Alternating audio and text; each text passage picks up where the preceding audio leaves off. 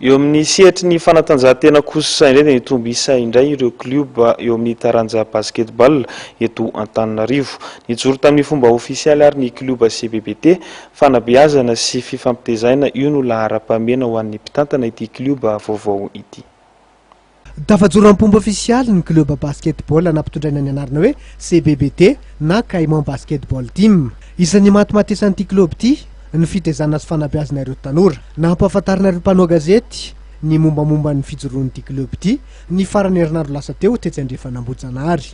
Ny antony voalohany indrindra tompoko nanangananay ny club CBBT na Caïman Basketball Team dia any amin'ny fitondrana, fitaizana, fanabeazana ny ankizy mba ho lasa olombalona ao aoriana mba hanana an'izany hoe esprit sportif, esprit d'équipe.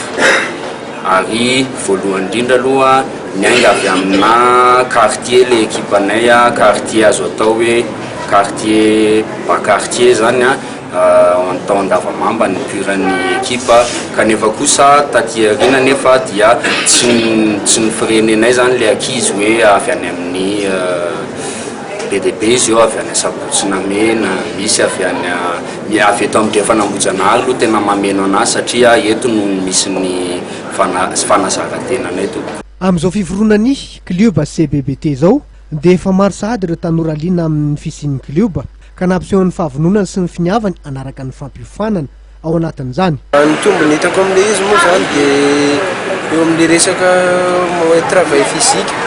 Mahazo fizika tenanay sady misy fanabeazana ara-panasy, ara-tsaina, ara-batana zany amin'ilay izy dia ohatra hoe zany manala amin'ilay resaka zava-mahadomelona koa hoe tsy varina any amin'ny tokasigara sy rongony zany. Eny hatramin'ny 20 taona ireo mpilalao ao anatin'ny CBBT amin'izao fotoana zao. Efa misy ny 20 taona saingy mbola tsy misy kazo taona mitovy amin'izany aloha hatreto ao anivon'ny kluba. Efa anaty faninanana azona ny amboara krismasy amin'izao fotoana zao ny CBBT.